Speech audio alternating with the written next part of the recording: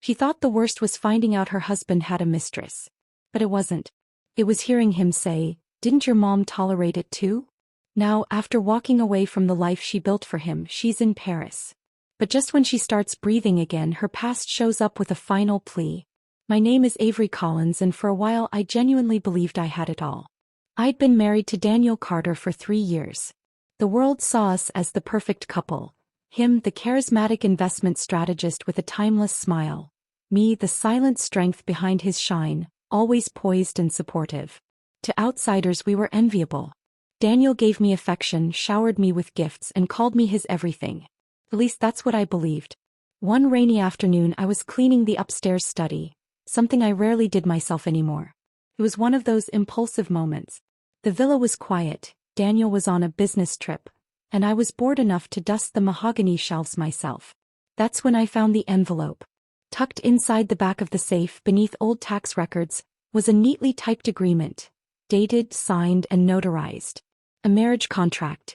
His name was right there. Daniel Carter. Her name, Brook, a name I'd never heard before. It detailed monthly payments, gifts, allowances, and absurd clauses about discretion and preferred appearance. The blood drained from my face. I sat on the edge of the leather armchair, clutching the paper in my hands, and stared at the wall for what must have been an hour. My brain didn't process what my eyes saw. It wasn't just betrayal. It was the way he had made a fool of me so effortlessly while claiming to love me. When Daniel returned that evening, I didn't wait. I walked into the kitchen, held the document out, and asked one question. "What is this?" He glanced at the paper, blinked once, and then rolled his eyes.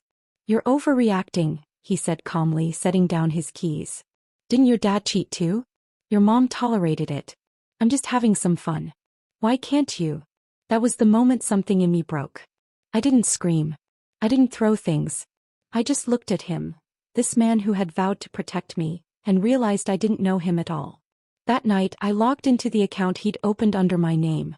I transferred the money from the house sale he had put in my trust, liquidated the car under my name. For 3 days, Daniel didn't come home. I didn't call him. I didn't ask where he was like I used to. I no longer needed to. I'd stopped trying. On the 4th morning, he returned. I hadn't slept much. My body was aching, especially after knowing I was pregnant. I hadn't told him not after that argument. He didn't deserve to know. I lay still in bed as I heard the front door unlock. Footsteps padded across the marble tiles, climbed the stairs, and entered the master bedroom. Then the mattress dipped beside me. Daniel's warm chest pressed against my back like it used to. My body stiffened instantly. What once made me feel safe now filled me with resistance. I shifted away, but he pulled me closer. "Why are you so cold?" he whispered. I laughed bitterly under my breath. "I'm sleeping in the guest room." His face turned stormy in an instant. "When will you finally grow up?" he snapped. "Do you have to throw a tantrum like a child?" My chest ached, not from sorrow but from the bitter irony of it all. I turned to him, calm as ice. "So in your eyes, I'm the one making a fuss?" He didn't answer. Just clenched his jaw and said nothing. His silence confirmed it. "We can't even stand each other anymore," I said. "Pick a day. Let's go to the civil office. Let's get divorced." His expression darkened. He stood and walked over, standing above me with a face I didn't recognize anymore. "She gives me freshness, Avery. You've become cold. And this is just a contract. Once it is over, I'll get rid of her.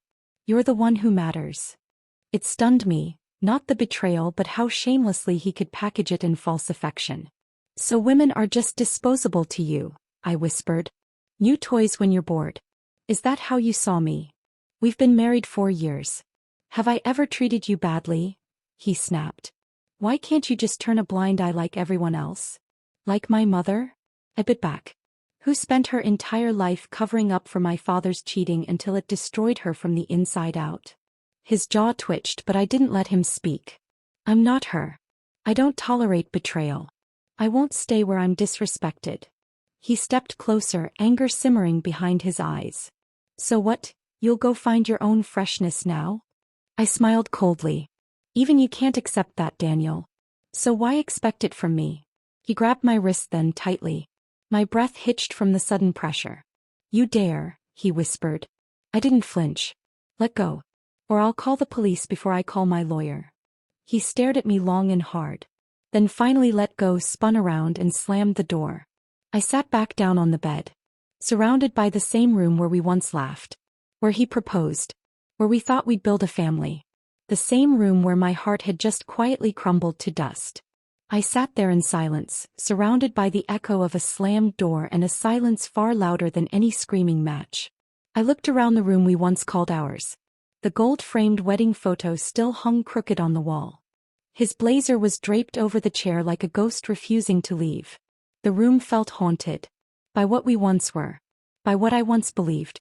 Earlier that year my father, once the man I thought defined stability, had been caught in an affair. His mistress had marched into our family home, pregnant, loud, and unapologetic. She screamed, cursed, and demanded that my mother leave. And my father didn't deny it. In fact, he stood between her and my mother, not to protect my mom but to defend the other woman. He even hit her. The day that happened, I'd collapsed in Daniel's arms, inconsolable. And he held me like I was something precious. "I'm here," he had whispered. "Don't be afraid. I'm nothing like him." The irony now twisted in my gut like a knife. Daniel had given me that very sense of security I had craved. He'd been consistent. He called. He came home. He told me he loved me, even showed it in his own quiet way. But behind all that steadiness was a carefully hidden second life. A girl 3 years younger than me. A mistress he kept tucked away in a luxury condo I'd probably paid for with my family's inheritance. If I hadn't cleaned that damn study, would I have ever known? The pain in my lower abdomen throbbed suddenly, sharp and searing. I doubled over slightly, clutching my side. I reached for my phone on the nightstand. For a moment I hesitated, and then instinct took over. I dialed Daniel's number. 1 ring. 2 rings. Then a cold automated voice. "The number you've dialed is unavailable." I didn't even bother trying again. I gritted my teeth and dialed 911. I must have passed out on the floor. When I opened my eyes, the harsh white of hospital lighting made me flinch. The sterile scent of disinfectant filled my nose. My head pounded. And beside my bed, sat Daniel. Arms crossed. Face like thunder. He didn't look concerned. He looked furious. "You aborted our child," he said, voice low, sharp. My throat was dry. My body heavy. But I still managed to say, "Yeah." "What gave you the right to do that?" he growled. That was Rich, he of all people asking about rights. "In 4 years of marriage you never once brought up wanting kids," I said quietly. "Even when your mother pushed you always said, 'We're still young. No rush.' So I assumed you didn't want them." "You should have told me," he spat. I looked him straight in the eye. "Why? So you could lecture me about how I ruined your future? You already sold your loyalty to another woman, Daniel. Why would I want to tie myself to you forever with a child?" He kicked the chair beside him so hard it crashed across the room. I flinched. He clapped slowly, mockingly. "Wow. You really are something else." "I am," I replied. "I just wish I'd realized it sooner." He had nothing more to say. Eventually he left the room. Didn't even look back. After I was discharged, I moved in with Harper, my best friend since college. She had a cozy 2-bedroom apartment downtown and a tendency to always save people from themselves, even if they didn't ask. When I told her everything, she went silent. Then finally said, "A man whose heart changes is like spoiled milk. Don't keep sniffing it hoping it'll get better." I laughed for the first time in days. Harper made up the spare room, stocked the fridge, and put my name on the lease the very next day. "Why would you do that?" I asked. "In case that maniac comes looking for you," she replied, sipping wine. "Legal protection. He steps in here, I can have him removed with a court order." The next morning I returned to the villa. Not to reconcile. To collect and cleanse. I walked through the marble halls like a stranger in a museum of someone else's life. The closets were still filled with luxury, gowns with tags still on, heels I hadn't worn, purses that cost more than I ever admitted. All gifts from Daniel. Each one a carefully placed illusion of affection. I sorted everything into boxes. Donate, sell, burn. Then I opened the drawer beside the bed. And found the letters. Pink envelopes, dozens of them. Daniel's handwriting. His words. His love. One for our first anniversary. One for my birthday. One after our first fight. My hands trembled as I held them. The memories they carried tried to fight their way back into my heart. I didn't let them. I walked outside to the rose garden I had planted myself and pulled out a lighter. As flames devoured the paper, a sharp wind swept through the yard. Mrs. Jensen, our housekeeper, rushed out. "Miss Collins, what are you doing?" "Removing things that no longer serve me," I said calmly. "But the roses," she cried, pointing at the scorched earth. "Let them burn too." By nightfall I had hired a cleaning crew to scrub every trace of me from that house. Daniel's response? "Let her do whatever she wants," he said on the phone. "You don't need to update me." I was standing right there when I heard it. That was the final nail in the coffin. That week, Daniel began bringing his mistress, Brook, to every event I once attended. He paraded her through hotel lobbies, fundraisers, dinner galas like she was some prize he'd earned. But the whispers began too. People noticed my absence. They asked questions. Harper filled me in. Meanwhile, I started listing my handbags online. "Are you really selling all of it?" Harper asked. "What else would I do with them?" I replied. "I'm not walking away from a 4-year marriage with nothing. And he's not going to hand me a dime without a legal fight." "You're colder than I expected," she said, a little impressed. "No," I replied. "I'm just done being foolish." The longer I stayed at Harper's, the easier it became to forget that I had ever been Mrs. Carter. Gone were the designer coats carefully chosen to impress Daniel's colleagues. Gone were the Monday night dinners with his parents where I'd smile through backhanded compliments and critique disguised as tradition. And gone, thankfully, were the days I'd wait up until midnight just to hear the front door click open. I had finally taken my silence back. And with it, my dignity. Each morning, I drank coffee from Harper's chipped mugs, scrolled through resale offers for my old designer bags, and let her fill me in on what people were whispering about Daniel's sudden switch of arm candy. The stories came from all angles. Our social circle, former coworkers, even the doorman at Daniel's old building. "He's spiraling," Harper reported one evening as we painted our nails on her balcony. "You're trending in whispers. And Brooke? She's been showing up to those galas like she's auditioning for the life you already threw away." I didn't flinch. "You really don't care anymore, do you?" she asked. "No," I said. "But I used to." I decided to meet with a divorce lawyer the following week. "I want this to be clean, legal, and permanent," I told him. The lawyer, a sharp but weary-looking man named Mr. Penrose, nodded thoughtfully. "Do you have evidence of infidelity?" "I have the marriage contract with Daniel's signature," I said, placing the photocopy on his desk. He adjusted his glasses. "That'll help. But since there's no child and if he doesn't agree willingly, the court may push for mediation first." "Mediation?" I repeated, the word foul in my mouth. "I don't need a therapist. I need a signature. I'll send the first proposal. If he refuses, we'll escalate." That evening, I signed the divorce papers and left them in Penrose's hands. It was the cleanest way to say goodbye. Daniel didn't take it well. Within 2 hours of the document reaching his desk, my phone lit up with missed calls. 23 to be exact. When that failed, he turned up at Harper's door. I was watching a baking show, cradling a mug of hot tea when I heard the knock. Harper answered it with all the ferocity of a wolf guarding her cub. "You don't get to barge in anymore, Daniel," she snapped. "This isn't your home." "Where is she?" His voice was strained. Eyes darting around the apartment like a man possessed. "Tell her to come out. I need to talk to her." "She doesn't need to do anything," Harper said. "You gave up that right when you treated her like an option. Don't be ridiculous. She has nowhere else to go." That's when I stepped into the hallway. "You really think I'd come crawling back?" I said calmly. Daniel turned, eyes locking onto mine. His expression twisted, rage, desperation, confusion all flickering across his face. He took a step forward, but Harper stepped between us. "Touch her," she warned, "and I'll have you arrested." He showed up again the next day. This time he didn't come alone. Brook was with him. They arrived at Harper's building like nothing was wrong, like they hadn't just humiliated me in front of the city's most powerful circles. "Miss Collins," Brook began, her voice sugar-slick and shaking slightly.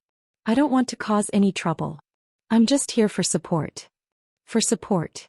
I echoed, amused. "You need to support him back to his car." Daniel's expression hardened. We're not leaving until you talk to me. I already did, I said. My answer is in those papers. Brooke looked from me to Daniel, then slowly stepped aside. Her eyes darted nervously as if she knew she wasn't supposed to be there anymore. Daniel waited until she was gone before he snapped. Why are you being so vindictive? This isn't who you are, Avery. You don't know who I am, I said. You knew the version of me that made herself small for your ego. His lips parted, but I kept going. You called my pain a tantrum. You used my mother's trauma as your excuse. You turned our marriage into a performance for the public while living like a bachelor behind closed doors. He said nothing. You don't get to cry about the consequences. Later that night, Harper found me burning what remained of my old life. Scraps of fabric from a dress I never finished, a photo of Daniel kissing my forehead at a New Year's party, and a half-written love letter he never got the chance to read. Are you okay? She asked. I will be, I said. A week later, Harper burst into my room holding her phone. You're not going to believe this. What? Brooke's gone. I raised a brow. She disappeared from all his events. Deleted her social media. A friend of mine said she was admitted to the hospital. Miscarriage. My breath caught. Miscarriage. Harper nodded. They said she might not be able to carry a child again. Complications. Scarring. Something serious. I said nothing. I didn't know what to feel. Daniel's been ghosting her, Harper added. Apparently told her she was never supposed to mean anything. He's unraveling. My stomach twisted, not from guilt but from the brutal clarity of it all. What Daniel did to her, he'd have done to me eventually. Only difference was I escaped. Daniel hadn't signed the papers. But it no longer mattered. 3 weeks had passed since I sent the documents through my lawyer. 3 weeks of silence, phone calls ignored and doorsteps avoided. And still his signature remained absent. His final act of control. But I had stopped waiting for it. I wasn't seeking freedom anymore.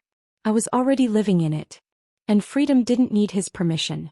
According to Mr. Penrose, after 3 years of separation, I could file for divorce without his consent. That was enough for me. Time would do what dignity couldn't. In the meantime, I did what Daniel never expected. I disappeared. No more fixed addresses. I hopped from one hotel to the next every few days, avoiding patterns, refusing to be found. It wasn't fear. It was self-preservation. I knew him. I knew the desperation beneath his arrogance. Daniel Carter didn't like to lose what he once controlled. And I had become the only thing he couldn't buy back. I found something, Harper said one night, bursting into the suite like she owned it. A fashion design program in Paris. Elite. Invitation only. But they're doing a special selection this year. I blinked. Paris. You always said you wanted your own label. Here's your shot. No Daniel. No New York. No baggage. I didn't even hesitate. We submitted the application the next morning. I uploaded my latest sketches, designs I'd worked on quietly while Daniel was out entertaining clients, or delayed at work. My favorite pieces. Ones no one had ever seen but me. I sold the last of my bags and jewelry that same week. Enough to fund a new life. Then one morning, while sipping coffee on a cracked hotel balcony, my mother called. She sounded light. Almost happy. Avery, I was thinking of coming back next week. Do you want me to bring anything from California? I paused. The old me would have smiled, offered to pick her up at the airport, asked about her flight. But not this time. There's no need, I said, sharper than I meant to. She hesitated. Did I say something wrong? No. It's not you, I softened. Just, I'm leaving soon. There was silence. Then in a trembling voice she asked, Is this because of me and your father? No, I said. It's because of me and Daniel. Another silence. This one heavier. I stayed too long, she whispered. I thought love was about patience. But I confused endurance with worth. I closed my eyes. It's not too late for you either, Mom. You don't have to keep repeating the same script. She sniffled quietly. You're braver than I ever was. No, I said gently. I'm just tired of being scared. A few days later, I received an email. I had been accepted. The Paris program. The golden ticket out. My name in bold letters next to a welcome banner. I read the message 3 times before I let myself smile. Finally, something was mine. Not borrowed. Not gifted. Not stolen through someone else's name. Harper and I celebrated by getting our nails done. Felt silly paint and polish after everything I'd been through. But when she laughed and clinked her glass of sparkling cider against mine, it felt like reclaiming something. You used to hate this stuff, she teased. I used to hate who I had to pretend to be, I said. Now, I just want to look how I feel, free. Then halfway through my manicure the salon door opened. Brook. Her skin was pale. Her posture slumped. Her eyes ringed with exhaustion. She wasn't wearing makeup. Not the confident, polished girl Daniel had paraded around. Just a woman who looked like she had been swallowed whole. She locked eyes with me and hesitated. Then quietly she walked over. Miss Collins, she said softly. Can we talk? I stared at her for a long moment. Harper scoffed behind me, already rolling her eyes. But something in Brook's voice, its emptiness, stopped me. I nodded once. 2 minutes. We walked to a small cafe around the corner and sat in silence for almost a minute before either of us spoke. I just had a miscarriage, she said. I blinked. She looked away. I thought, when he started taking me out in public, that he'd chosen me. But he told me I'd never be more than a placeholder. And when I got pregnant I thought maybe that would mean something. It was all unraveling now, her words, her illusion, her health. The doctor said my uterine lining's too thin, she added. I might never be able to carry again. I stared at her blankly. I was going to keep it, she whispered. But Daniel said he only wanted children with you. Not with me. He drove me to the clinic himself. Sat in the lobby while they took everything out of me. I inhaled sharply. Why are you telling me this? Asked finally. She looked down at her glass of water. Because I wanted you to know. That you weren't crazy. That he broke both of us. I said nothing. Most wives would have ruined me, she added. Gone after me. But you didn't. You ignored me.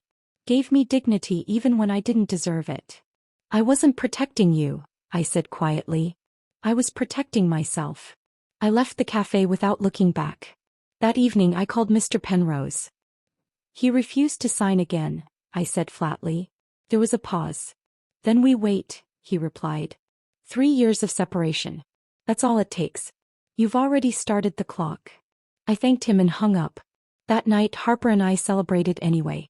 Not because I had won. Not because he had lost. But because I had survived. That alone was enough. We drank wine. We watched a terrible romantic comedy. I laughed too hard at scenes that weren't funny. And for the first time in months I went to sleep without checking my phone. The next few days blurred into shopping sprees, long walks and unapologetic joy. I did everything I once held back from. I wore the red lipstick Daniel had called too bold.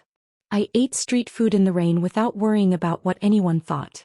I danced in the hotel room with Harper, barefoot and breathless. Revenge looks good on you, she said, watching me twirl. It's not revenge, I replied, still smiling. It's resurrection. So I stayed cautious.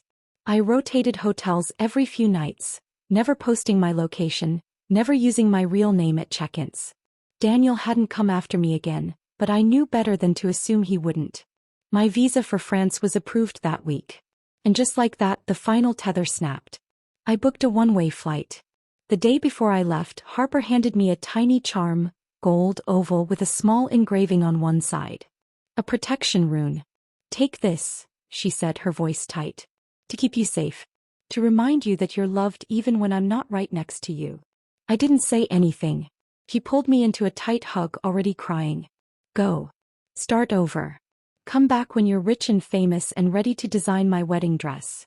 It's a deal, I whispered, tears burning behind my eyes. The morning of my flight, the sun rose gently over the skyline. The air was light. Fresh. Like a new breath after too long underwater. Harper drove me to the airport. We didn't speak much. I think we both knew too many words would ruin the moment. As we pulled into departures I reached for my bag and froze. A black car had been following us. Same one. For several blocks. Same license plate. My chest tightened. I turned sharply but it was gone. Harper noticed the tension in my shoulders. What's wrong? Nothing, I said slowly. I'm probably imagining it. Still I scanned the crowd as we walked in. But no sign of Daniel. Hours later I landed in Paris. A different language. A different skyline. A different life. My new apartment wasn't glamorous. A modest one-bedroom with an old radiator and a squeaky door. But it was mine. Paid for with my designs. My decisions. My dignity. On the first night I didn't unpack everything. I just opened my sketchbook, curled up on the mattress and began to draw. My hands moved on instinct. Sharp lines, layered fabrics, soft silhouettes rising from the page like dreams I'd finally given permission to breathe. And for the first time in a long time I felt hope. The call came just as I was folding freshly laundered fabric in my Paris apartment. Harper's name lit up on my phone. I answered with a lazy smile. But her voice was tight. "Avery, you need to sit down." Something in me stilled. "What is it?" "It's Daniel. He was in a car accident. Bad one.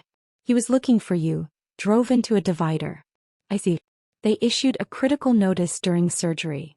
I stared at the thread in my hands, suddenly meaningless in its neat order. "He's alive." "Barely," she said. "His parents are trying to reach you. They know you're still his legal wife." I was quiet for a long moment. "Are you going to call them?" she asked. "No," I said. "I'm not going back." "But his mother." "I'm not going back, Harper." I didn't cry. I didn't shake. I didn't even feel guilt. I felt exhausted. Because even now, after all the wounds and all the silence, he still managed to pull my name back into his chaos. But what came next hit harder. That evening my phone rang again. The caller ID was blocked. I almost ignored it. Until I heard her voice. "Eleanor Carter. Daniel's mother." "You selfish little girl," she hissed before I could speak. "He went looking for you. You drove him to this." I held the phone away from my ear for a second, stunned. "What?" "You abandoned him, humiliated him, poisoned him with your cold-hearted pride," she raged. "And now he's fighting for his life. And where are you? Off gallivanting in Europe like none of it matters." I swallowed slowly. "You don't get to say that. I gave you everything," she spat. "A marriage. A life. A husband from a good family. And you walked away like some kind of martyr." "No," I said calmly. "I walked away so I wouldn't die quietly the way your son's lies nearly killed me." She hung up. I didn't bother calling back. I stepped out onto the small balcony of my apartment and let the cool wind hit my face. Paris buzzed below. Life continued. And for the first time in so long, I felt no obligation to shrink under someone else's grief. This accident didn't change anything. He was still the man who made me bleed inside a hospital room alone. Still the man who told his mistress I wasn't fresh enough. Still the man who watched me break and stayed silent. I wasn't going back. The next morning I returned to my work table. I poured my energy into my designs. Sleek silhouettes, strong cuts, unapologetic edges. Every stitch felt like a declaration. And as fate would have it, that afternoon he walked in. Not Daniel. Someone else. Well-dressed. Holding a leather portfolio. He stood just inside the boutique where my pieces were displayed, quietly admiring one of my coats. The shop owner, a friend of my professor's, leaned over and whispered, "That's Luca Moreau. He's a textile investor. Based in Florence. Serious connections." I wasn't in the mood. But he turned at that moment and our eyes locked. He smiled. Not like Daniel's practiced charm. But a real one. Simple. Steady. Safe. And for reasons I didn't yet understand, I didn't look away. "Do you mind if I ask about this stitch?" he asked, pointing at the cuff of my wool wrap coat. "It's double top stitched, but cleaner. Sharper." His voice was warm. Curious, not critical. "I altered the tension," I said before I could stop myself. "Just slightly. The thread behaves differently depending on the fabric weight." He raised an eyebrow. "You did that by hand?" "Yes," I said more softly this time. "Everything in this boutique is hand-finished." He didn't say, "Impressive." He didn't nod blankly. He just looked at me like he genuinely saw me. His name was Luca Moreau and everything about him felt like a contrast to Daniel. Where Daniel had been sleek suits and silver tongue, Luca was quiet intelligence and measured calm. He spoke 4 languages but never boasted. He made eye contact without making it a game. And he asked questions, about the pieces, the process, the story behind every cut, not to flatter me but because he wanted to understand. By the end of our first conversation, I forgot how guarded I was supposed to be. You don't sell flash, he noted as he tried on one of my tailored blazers. You sell soul. The boutique owner smiled behind the counter. She's been through hell. That's what you're feeling. Luca glanced at me with something I didn't expect, respect. Not pity. Later that week he invited me to coffee. Not dinner. Not drinks. Just coffee. A safe time of day. No pressure. Just two professionals meeting. So I said no. Not because I didn't want to, but because I was afraid of wanting anything again. But 2 days later I found myself at the same cafe, sketchbook in hand, when he walked in. He didn't look surprised to see me. Just smiled, sat across from me and said, "You didn't say no to coffee. You said no to the idea of meeting someone again." I blinked. "That's what I told myself when I said no to a second marriage," he added. "Turns out I just needed someone who wouldn't make me regret trying again." I tilted my head. "You're divorced." 3 years ago. Her name was Claire. She wanted the world, I wanted peace. We built a beautiful house and filled it with emptiness. I studied him, unsure if it was sympathy I felt or recognition. Maybe both. Over the next few weeks, Luca became inevitable. We didn't rush. We didn't flirt through text or crash into each other's lives like wildfire. We grew slowly, like something planted in the dark, quietly reaching for the light. He came to my studio when I worked late, brought me pastries with names I couldn't pronounce, listened when I ranted about fabric delays and supply chain disasters. And he never once made me feel like I owed him access to the parts of me I hadn't healed yet. One evening as we walked along the Seine, he said something that stopped me cold. "You always pause before you let me get too close." I didn't deny it. He looked at me then softly. "You don't need to be afraid. I won't ask you to shrink for me." That night I told him everything. About Daniel. The betrayal. The abortion. The accident. His mother's call. My shame. My numbness. Even the parts one hadn't said out loud to Harper. He sat silently, elbows on his knees, listening like the world was in my words. When I finished, I waited for the awkwardness, the pity, the polite exit.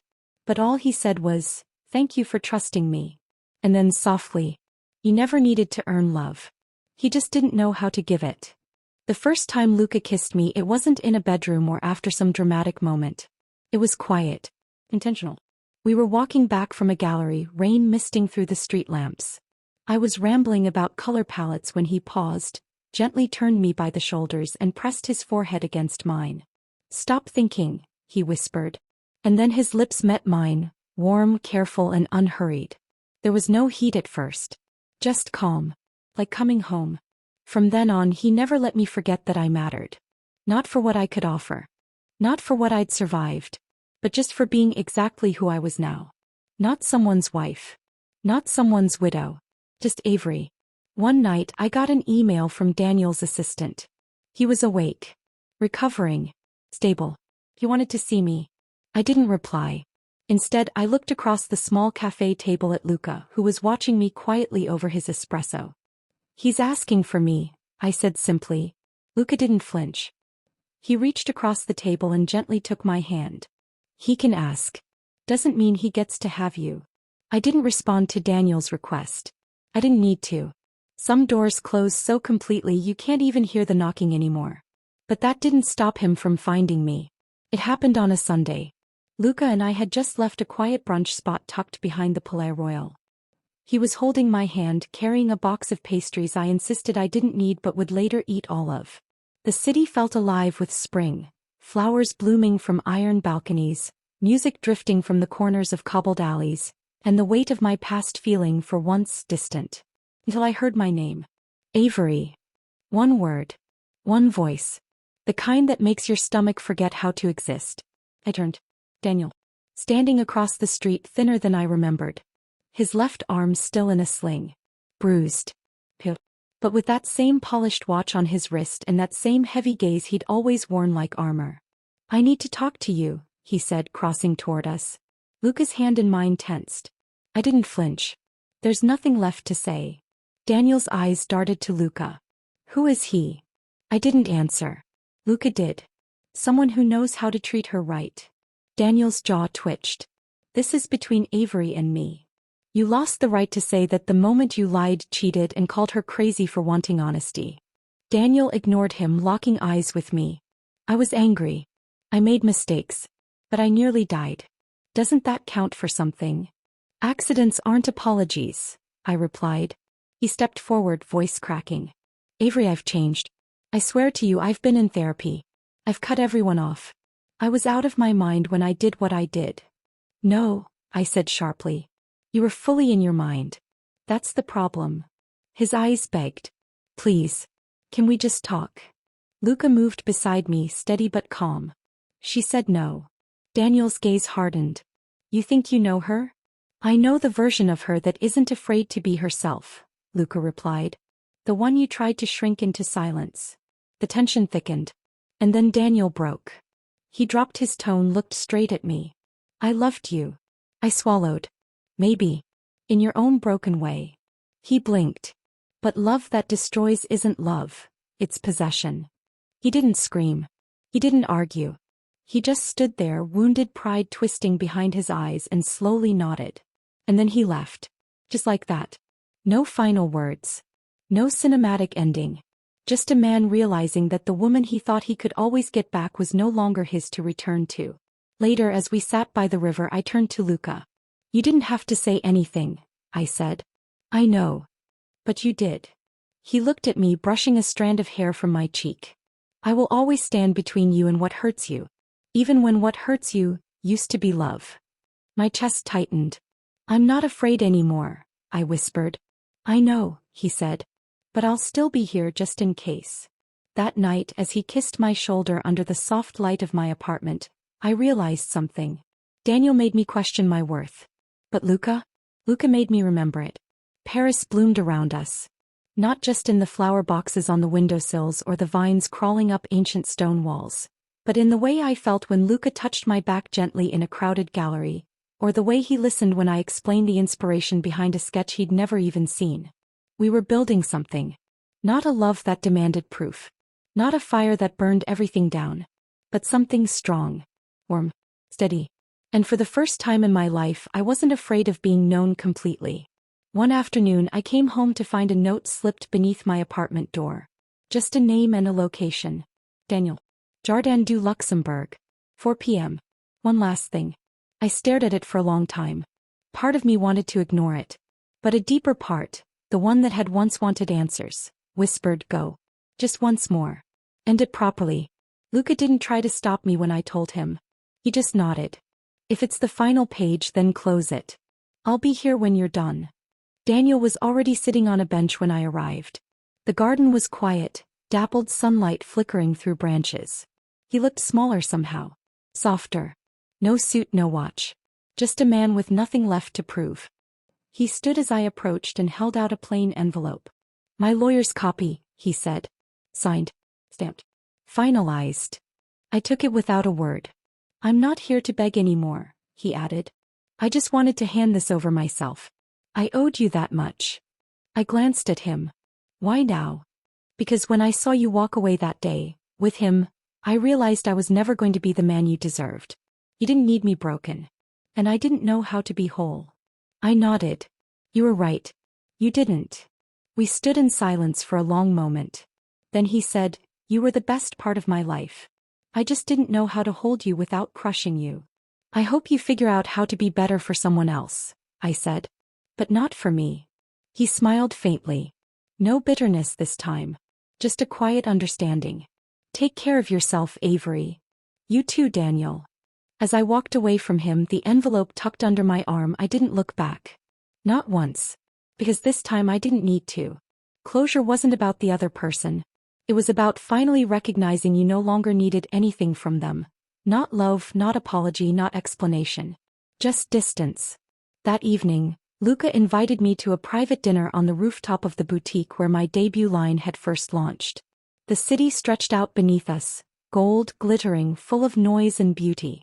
I have something for you, he said softly. I already have everything, I whispered, smiling. He reached into his coat pocket and pulled out a small velvet box. But before he opened it, he looked at me, eyes steady, voice firm. I don't want to complete you, he said. You're already whole. I just want to walk beside you, through your art, your fire, your silence, your joy. He opened the box. Inside, a gold ring with a small diamond nestled beside a sapphire. Elegant, quiet, strong.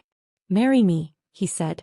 Not because you need to, but because you want to build something that's ours. My breath caught, and I nodded. Not because I needed a new name or a new future to erase the old, but because for the first time in my life, love didn't feel like a cage.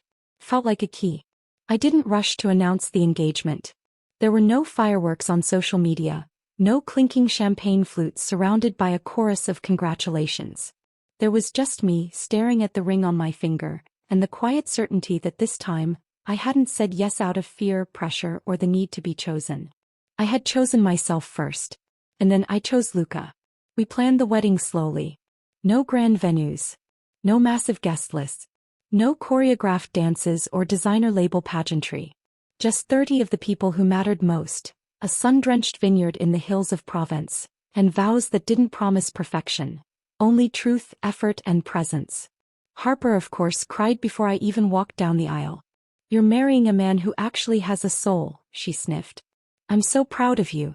Also, please let me steal your florist. My mother stood quietly beside me as I adjusted my veil, her fingers trembling ever so slightly as she tucked in a loose strand of hair. I stayed too long in the wrong story, she whispered. But you rewrote the ending. I looked at her in the mirror and smiled. I didn't rewrite it, Mom. I just picked up the pen. The ceremony was held just before golden hour. I walked through rows of lavender and wildflowers, the scent of the earth fresh beneath my feet. I wore a gown I designed myself, off-white silk, clean lines, a bare back, and a train that moved like water behind me. Luca stood at the altar, not in a tuxedo, but in a charcoal gray suit that made his eyes look almost stormy. When he saw me, he smiled. Not the kind of smile that tries to charm or impress. The kind that says, I've been waiting my whole life to find you. Our vows were unscripted. When it was my turn, I looked at him and said, I used to think love was about being enough for someone else. Now I know it's about being brave enough to be yourself, with someone who doesn't flinch.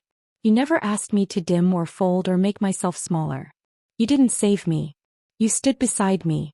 And because of that, I finally saved myself. His eyes misted, but he didn't blink them away. When it was his turn, he said, I don't want to be your rescue.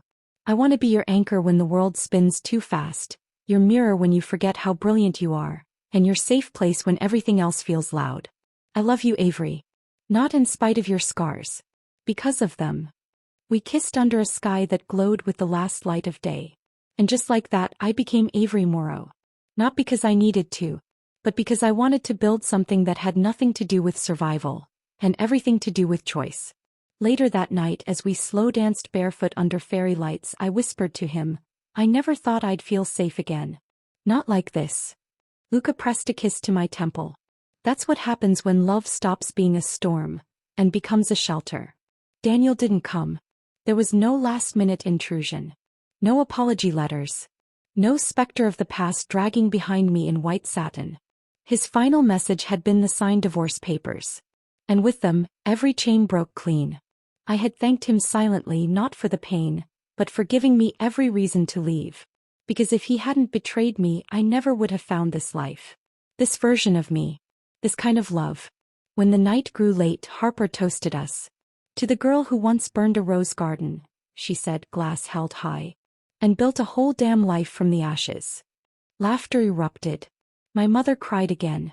Lucas squeezed my hand beneath the table. And I smiled, truly, deeply for the first time in years. Because this wasn't a happy ending. This was a whole new beginning. And this time the story was mine. The end.